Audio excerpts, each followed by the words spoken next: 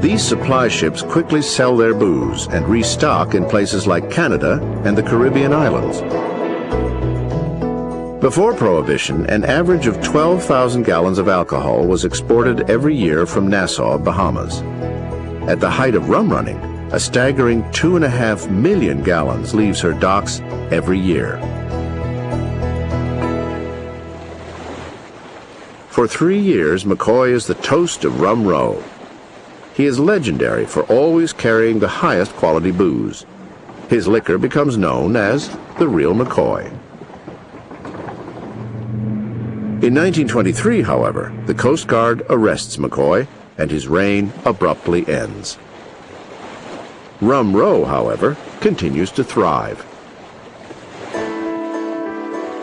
By 1924, it is believed that hundreds of supply ships lay anchored off the coast from Maine to Florida, flooding the eastern seaboard with liquor. Boats of every kind journey out to Rum Row and bring the liquor to land. Sometimes, rum runners even use submarines. They were actually using a World War I U-boat to bring to the shores of Long Island torpedoes filled with bottles of scotch, and they were firing these torpedoes onto the beaches in Long Island. More typically, fishing boats venture past the 3-mile limit to bring the booze ashore. But soon, the law pushes the international border from 3 miles to 12 miles. Now the rum runners need stronger and faster boats. Many turn to boat builder Fred Skopinich of Freeport, New York. My father didn't have any problem with building the boats for the rum runners. He wasn't operating the boat, so he was not under any fear of being caught or charged with anything, and that's all. It was free. He was free and clear. At first, Skopinich builds sea skiffs for the rum runners. Roughly 35 feet long, these boats could hold up to 200 cases of liquor. The sea skiffs are great rum runners because of this flat bottom section. It allows the boat to run aground without tipping over. The liquor can then quickly be unloaded and the boat easily pushed back out to sea. But the sea skiffs are slow and are about to become obsolete. In 1925, 5 years into Prohibition, the United States government ups the ante. They appropriate $14 million to beef up the Coast Guard's meager fleet. Like the rum runners before them, the Coast Guard hires Fred Skopinich. The yard was building the rum runners boats on one side of the yard, and on the other side of the yard they were building Coast Guard boats. Coast Guard absolutely knew what was going on in all of the yards.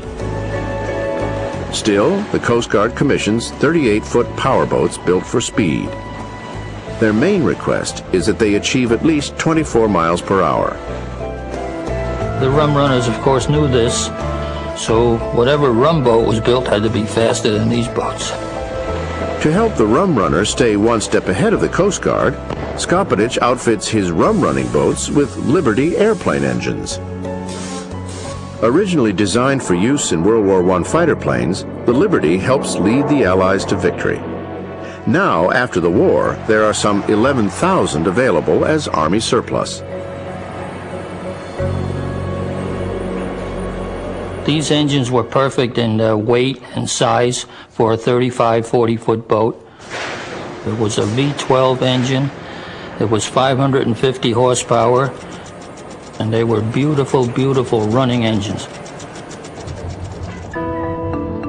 Skopinich's answer to the Coast Guard is a boat like this, a 42-foot rum runner called the Betty Ann. This boat could outrun the Coast Guard easily. It had 2 of the Liberty V12 550 horse engines in it. She could carry probably 400 cases of liquor, and the boats were sparse. There was nothing in them. There were no toilets, no galleys, no cooking facilities. Just, it was a 4-hour boat. You ran out for 2 hours and ran back for 2 hours. That was it.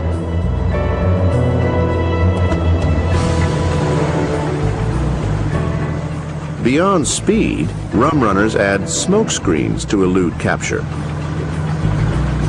By dripping oil into the exhaust system, a boat could completely cloak itself on a dark night in the open ocean. If you were running at night, if you put a little smoke in the air, the Coast Guard boat behind you couldn't see you no way. It was like drawing a curtain across. Rumrunners also developed clandestine radio stations operated with encryption codes to transmit secret messages. Sometimes they radio in fake distress calls and send the Coast Guard on wild goose chases. Skopanich even makes some of his boats bulletproof. To make it bulletproof, they built the pilot house out of double wall material. In other words, like a house, an inner wall and an outer wall. Then they poured the pilot house full of beach sand.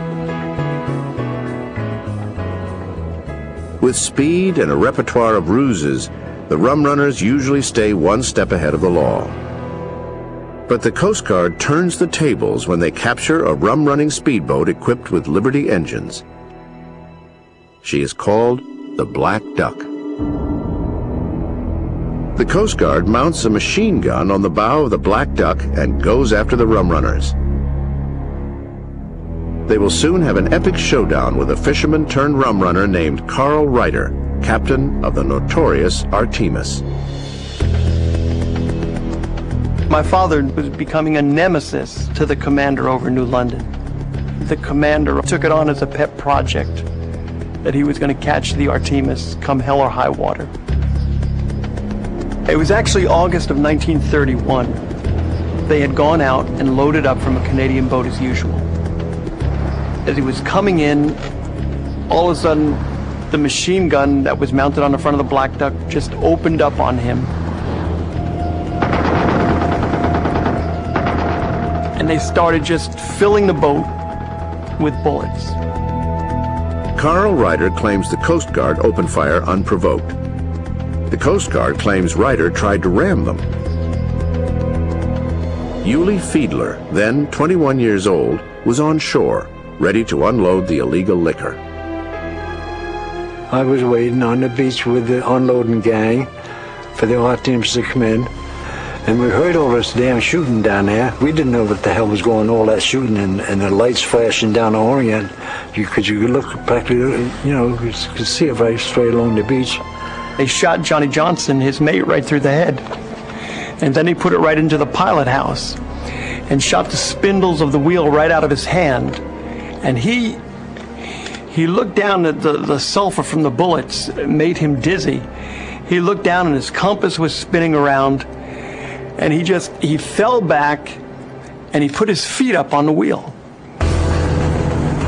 Steering with his feet, Carl Ryder rams the Black Duck. He then zigzags his boat toward shore with the Coast Guard on his tail continuing to fire. Soon the Black Duck begins to take on water, and she is forced to give up the chase.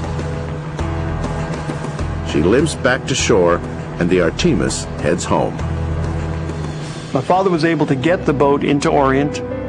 He slipped it between two rocks, and there he felt it would be well hidden from anybody who was looking for it. The next day, daylight, airplanes come looking for that boat, and they couldn't find it because they had it covered up with branches, and they started stripping her, taking out the motors, parts of the motors and stuff like that, and they had her covered up. And the Coast Guard looked for that boat, and they couldn't find it.